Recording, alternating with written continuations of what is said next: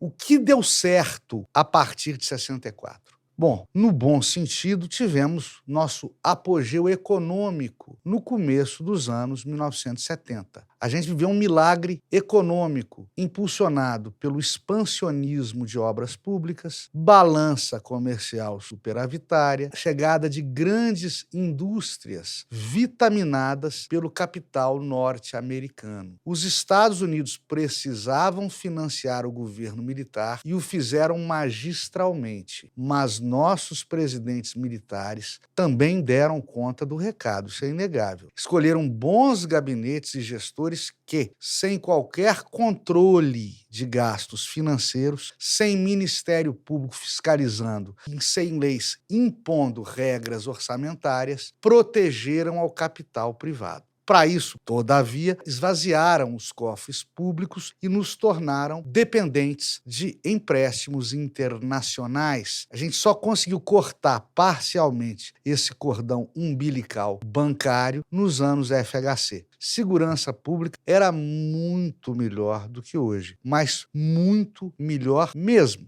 Se você vivesse em cidades do interior, você dormiria de portas e janelas abertas. Em cidades grandes, dava para dirigir seu carro pelo trânsito afora com a janela aberta e braço para fora com o relógio no pulso. Mulher andava pelas ruas das grandes cidades sacudindo bolsa despreocupadamente. Assalto à mão armada, quando havia, era reprimido com violência pela polícia e o método adotado muitas vezes era polêmico, criticável, mas de modo macabro, eficaz. Eles simplesmente sumiam com assaltantes, com criminosos mais violentos naquela época. A nossa educação era muito melhor do que hoje. Havia pouco dinheiro, o professor sempre foi muito mal pago.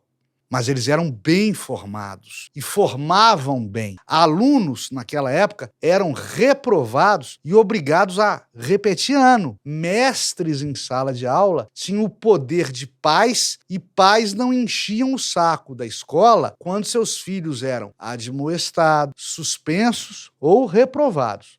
Qualquer aluno que concluísse o ensino médio, naquela época, em escola pública, daria e dá banho de conhecimento em bacharel de curso superior de hoje em dia. E havia senso cívico nas escolas. Naquela época, pessoal, havia disso tudo e era muito bom. Tanta coisa boa assim não acontece sozinha no mundo real. Toda rosa tem espinhos, e os espinhos do regime militar eram pontiagudos, profusos, perigosos. Os militares, até certo ponto, gostaram do poder. E o que era para ser um punch, um evento isolado, que logo restituiria a ordem constitucional, durou 20 longos anos. Pelo medo da ameaça comunista, mas principalmente porque eles receavam muito mais que os políticos civis, retomando o poder, fizessem uso de um revanchismo político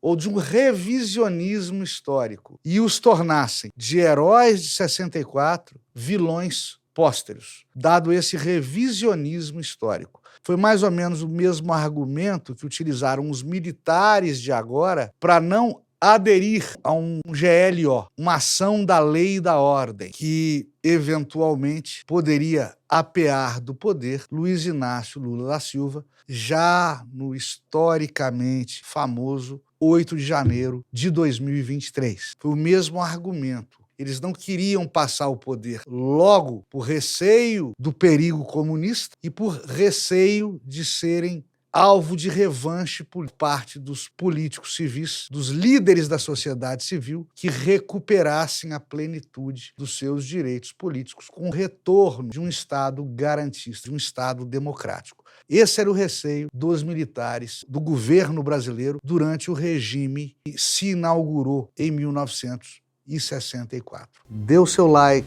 se inscreva no canal, manifeste a sua opinião. Ela é muito importante para nós.